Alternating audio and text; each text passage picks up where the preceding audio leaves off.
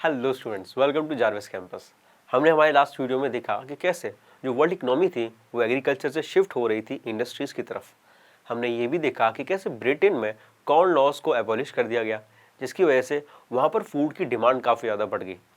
वहाँ पर फूड की डिमांड बढ़ी, जिसकी वजह से बाकी सारे देशों ने या अलग अलग लोगों ने अलग अलग देश में जाके एग्रीकल्चर करना स्टार्ट कर दिया। एग्रीकल्चर स्टार्ट किया तो उसके ट्रांसपोर्टेशन के लिए रेलवेज और शिप पोर्ट वगैरह डेवलप हुए।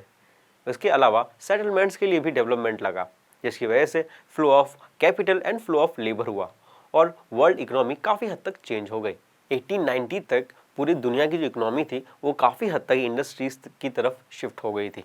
हमने ये भी देखा था कि कैसे अलग अलग जो ट्रांसपोर्टेशन था वो डेवलप हो रहा था।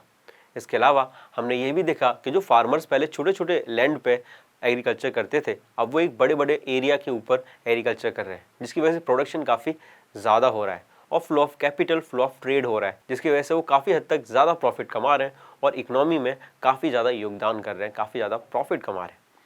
अब सवाल आता है कि ये चीज़ होगी ब्रिटेन की, मगर अब हम बात करने वाले हैं इंडिया की, कि जब पूरी दुनिया वर्ल्ड इकोनॉमी चेंज करने में लगी हुई थी, उस टाइम इंडिया में क्या हो रहा था।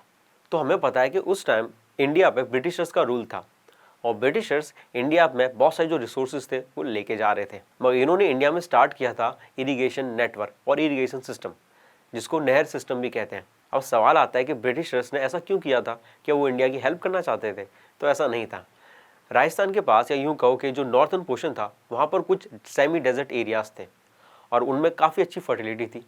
तो ब्रिटिश का मानना था कि अगर हमने वहाँ तक पानी पहुँचा दिया, वहाँ के फार्मर्स जो है वो फार्मिंग करेंगे, एग्रीकल्चर करेंगे और फिर ये जो ब्रिटिशर्स हैं उन फार्मर्स से उनका मटेरियल खरीदेंगे सस्ते दामों में और अपने ब्रिटेन लेके जाएंगे और वहाँ पर चीज़ें बना के फिर वापस इंडिया में ही बेचेंगे। तो यहाँ पे इनडायरेक्टली ब्रिटिशर्स अपना ही प्रॉफिट सोच रहे थे, इसलिए उन्होंने नेटो इरिगेशन सिस्टम स्टार्ट किया था इंडिया में। इस सिस्टम को स्टार्ट करने के बाद उन्होंने जो कॉटन है और वीट की जो खेती है वो उन्होंने उन एरियाज में कराई थी। कॉटन और वीट के अलावा एक और जो प्लांटेशन था वो था रबर प्लांटेशन। अब ब्रिटिशर्स जो थे वो रबर का प्लांटेशन यूरोप में नहीं कर सकते थे, क्योंकि वहाँ पर उसका एटमॉस्फेयर नहीं था, वहाँ पर वैसा एनवायरनमेंट नहीं था जिसमें रबर ग्रो हो सके, इसलिए वो इंडिया में रबर प्लांटेशन ग्रो करवा रहे थे।